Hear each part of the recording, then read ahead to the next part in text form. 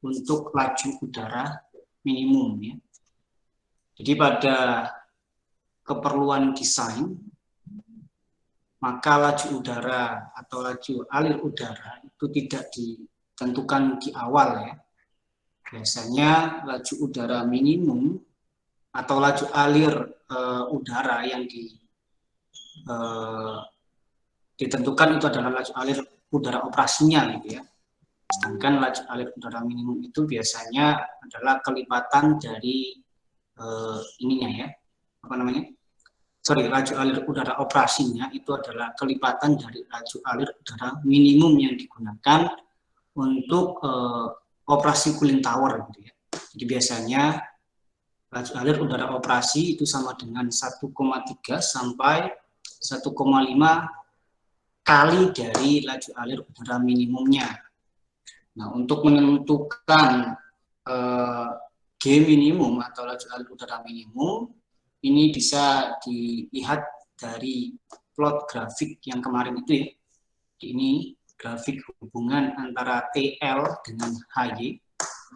Di situ kemarin kita untuk melakukan desain kita harus terlebih dahulu membuat kurva kesetimbangan di sini ya. Ini adalah kurva kesetimbangan. Ini kita dapatkan dari psikometrik chart ya. Kemudian ada garis operasi, yang ini adalah garis operasi. Ya, ini kemarin ya garis operasi. Garis operasi ini kita tentukan, kita buat dari titik-titik operasinya. Titik operasi yang pertama yaitu titik di TL1 atau suhu udara dinginnya ya, suhu air dinginnya dengan entalpinya, entalpi udara pada kondisi itu. Kemudian yang kedua adalah TL2 atau suhu air panasnya yang diplot dengan entalpi dari udara pada kondisi tersebut ya. Atau di sini ada titik M, ada titik P. Nah, untuk menentukan laju alir udara minimumnya bisa dilakukan dengan cara membuat garis hubungan antara garis kesetimbangan dengan garis operasi. Jadi dengan cara menarik garis dari titik M di sini ya, titik M ke titik N. Nah, titik N ini berada di pada rentang T operasi ya. Jadi sini garis kesetimbangan yang kita gunakan itu adalah berada di sini ya. Nah, titik N ini terletak pada rentang operasi TL2. Kemudian dari titik N ke titik M kita tarik garis operasinya ya. Kita tarik garisnya sehingga dia nanti akan menghubungkan ke garis operasi di sini. Nah, itu untuk mencari laju alir udara minimumnya. Jadi dari garis ini, garis MN, nanti kita akan dapatkan slope-nya. Nah, slope-nya itu sama dengan nilainya ya, nilai slope-nya itu sama dengan LCL per G minimum. L adalah laju alir dari airnya ya. Kemudian CL adalah kapasitas panas dari airnya, dan G minimum adalah laju alir udara minimum. Jadi gitu ya.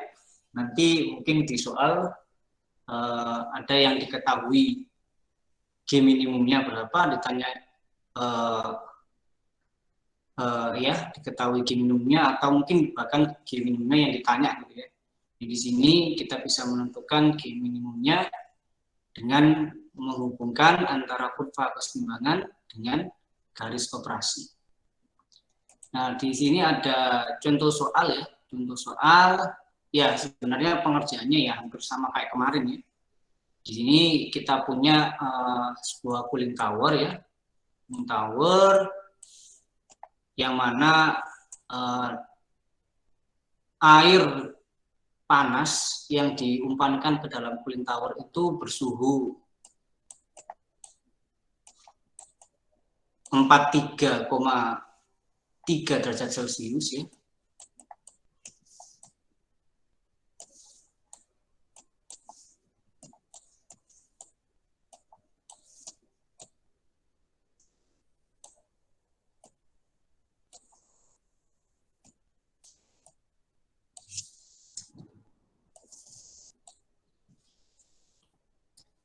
Ya, jadi di situ TL2-nya adalah 43,3 derajat Celcius, diumpankan ke dalam sebuah cooling tower, jadi didinginkan gitu ya.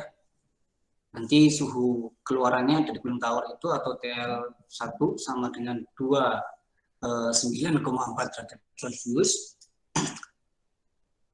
Air panas ini diumpankan ke dalam cooling tower yang ada pack-nya ya, ada pack bahan pengisinya. Di situ nanti arah aliran dari air dan juga udaranya adalah berlawanan arah atau counter current. Udara masuk pada suhu 29,4 derajat Celcius. Jadi di sini udara masuknya suhunya 29, derajat Celcius. Dan suhu bola basahnya adalah 23,9 derajat Celcius. Jadi di sini T1-nya itu 29 ya, 29,4 derajat Celcius. Kemudian T wet bulb-nya adalah 23,9 derajat Celcius. Laju alir airnya L di sini itu 9764,9 kg per hour meter square. Laju alir udaranya adalah 1,5 G minimum. Ya. Koefisien perpindahan panas massa overall KGA sama dengan 110,6 kg mol per meter pangkat 3 hour ATM dengan kapasitas panasnya atau CL 4,187 kJ per kilogram Kelvin. Nah, di sini ditanya hitunglah laju udara minimumnya. Ya. Kemudian setelah didapatkan laju udara minimumnya, tentukan tinggi meneranya. Ya. Jadi setelah didapatkan nilai J minimumnya, nanti kita mencari T tinggi meneranya. Tinggi meneranya menggunakan G operasi ya. G operasinya didapatkan dari 1,5 dikali dengan G minimum. Nah, sama kayak kemarin, tadi yang diketahui adalah T wet bulb ya, T wet bulb dan juga T dry bulb dari udara yang masuk. Berarti kita bisa menentukan entalpi dari yang masuk ya, entalpi atau udara yang masuk itu berapa dengan menggunakan psikometrik chart ya. Jadi dari sini kita bisa mendapatkan entalpinya, entalpi dari udara yang masuk dengan menggunakan psikometrik charge. Tadi T-nya, T dry bulb-nya adalah berapa tadi? 29 ya, 29,4 berarti di sini. Kemudian untuk T wet bulb-nya tadi 23,9 ya. Nah, ini pepotongannya, kemudian seiring dengan atau sejajar dengan garis wet bulb, kita tarik hingga menuju ke entalpinya, sehingga didapatkan nilai entalpi H1 itu sama dengan berapa ini? 73 ya, sekitar 73. Ya, sekitar 73 kJ per kilogram dry air. Nah, kemudian seperti yang kita kerjakan kemarin, terlebih dahulu kita buat apa? Kita buat kurva kesetimbangannya ya. Nah, kurva kesetimbangan yang ini kita buat dulu. Kurva kesetimbangan ini kita dapatkan dari psikometrik chart juga dengan mencari nilai H-nya ya, gitu ya. Jadi kita plotkan antara T dengan H-nya, dengan entalpinya. Nah, untuk T-nya pada yang kemarin sudah dijelaskan itu dipilih dari ini ya, dari T kurang dari T operasi ya, TL1 sampai dengan T lebih besar 5 derajat dari TL2. Jadi dari 5 derajat kurang dari TL1 sampai 5 derajat lebih besar dari TL2. Gitu ya. Nah, kebetulan di sini ada datanya yang tersedia, jadi bisa kita pakai saja. Di sini ada data T 15,6 derajat Celcius sampai 60 derajat Celcius. Di situ kita dapatkan entalpinya pada saat T tersebut ya, pada saat T-nya 15,6, entalpinya adalah 43,68 dan seterusnya. Ini didapatkan dari psychometric chart. Kemudian kita bisa plotkan ke dalam grafik ya, H terhadap T, sehingga didapatkanlah grafik keseimbangan yang ini. Kemudian setelah didapatkan grafik keseimbangan, kita bisa menentukan titik operasinya ya. Kita bisa menentukan titik operasinya. Titik operasinya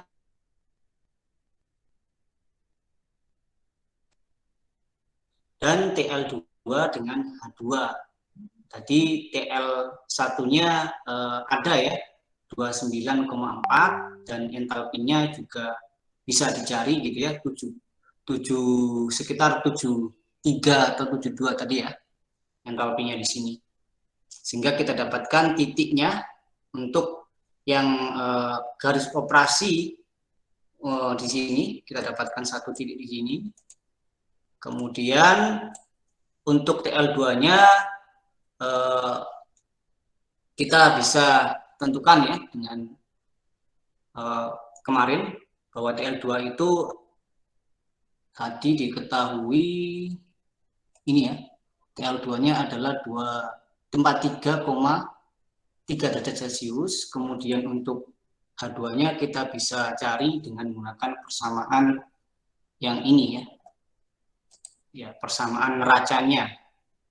Neraca energinya ya. Jadi G HY2 min HY1 sama dengan LCL TL2 min TL1. TL1-nya ada, TL2-nya ada, LCL-nya ada, HY2 min HY1, HY1-nya ada, HY2-nya nggak ada, dan G-nya belum ada ya, karena tadi G-nya tidak diketahui. Diketahuinya hanya 1,5 kali G minimum. Jadi dari persamaan ini untuk soal yang tadi tidak bisa ditentukan dulu, sehingga yang kita bisa tentukan di sini hanya titik yang di sini aja. Sedangkan titik yang ini belum kita bisa tentukan. Kemudian selanjutnya bisa dilakukan dengan menghubungkan dulu ya, menghubungkan garis Q dengan garis di sini, dengan titik di sini ya. Jadi titik di sini itu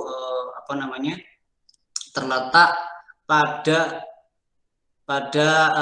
TL2. Jadi dari TL2 kalian tarik garisnya ke atas vertikal sehingga nanti didapatkan titik N atau M di sini ya. Ini N, ini M. Nah, kemudian dari titik N ini kita tarik ke titik M, maka inilah garis G minimum gitu ya. Nah, sehingga nanti dari garis ini kita punya slope-nya. Nah, dari slope tersebut kita dapatkan nilai G minimumnya. Jadi tadi ya, ini dapat slope. Slope sama dengan LCL per G minimum. Slope-nya dari sini kita bisa tentukan ya. Di sini slope itu kan apa? Slope itu kan Y per X gitu ya.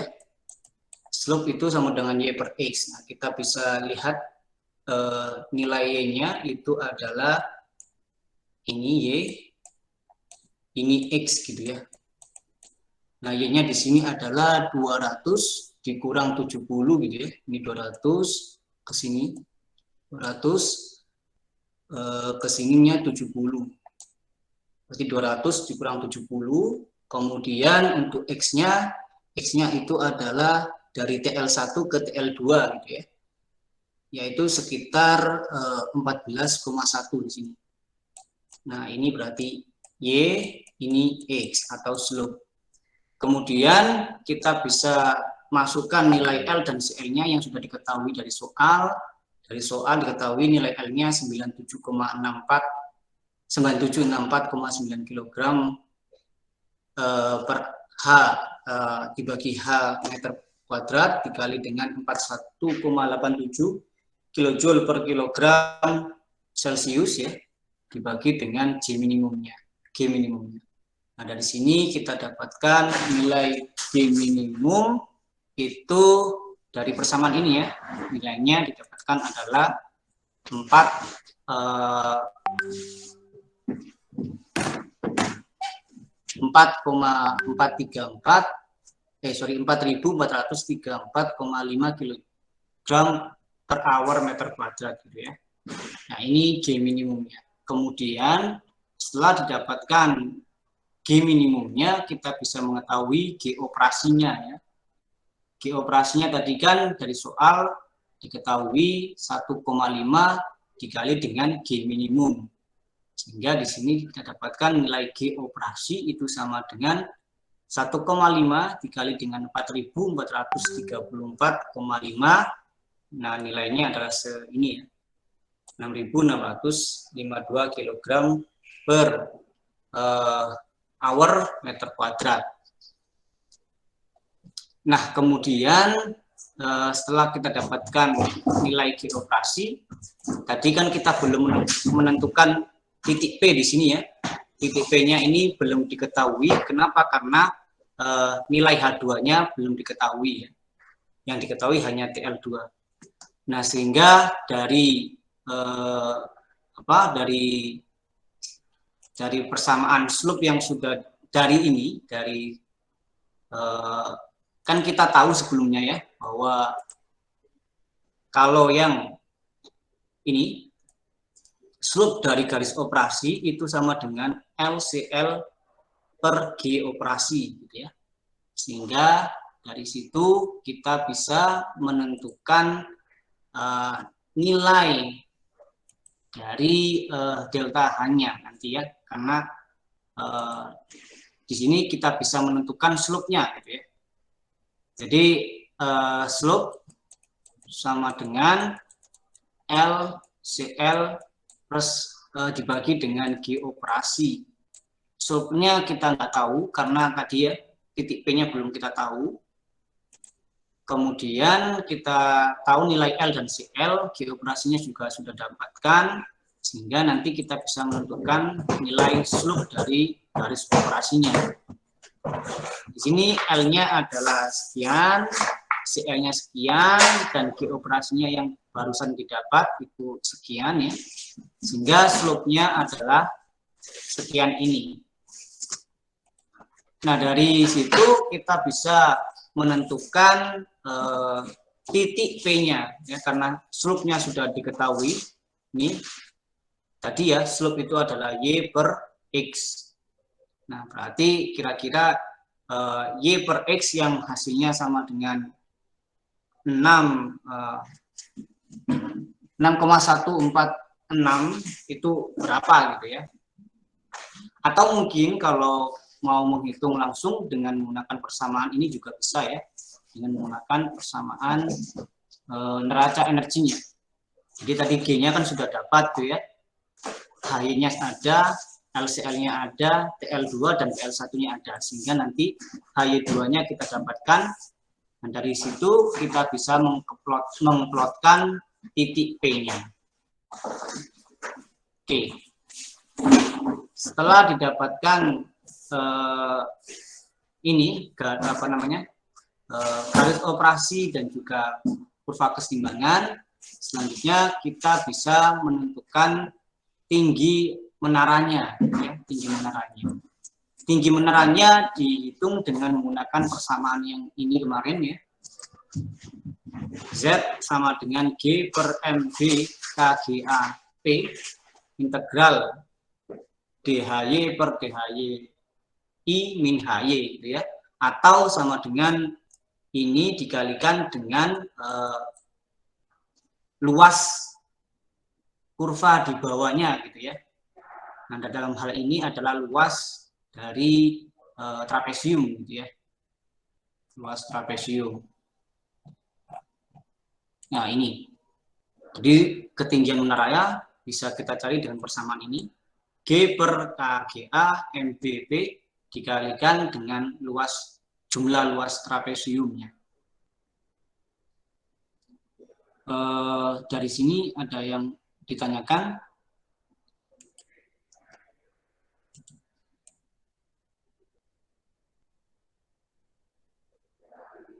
Ada yang ditanyakan?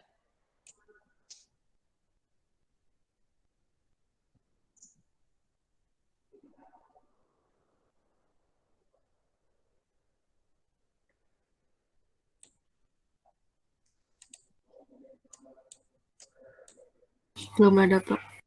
Belum ada.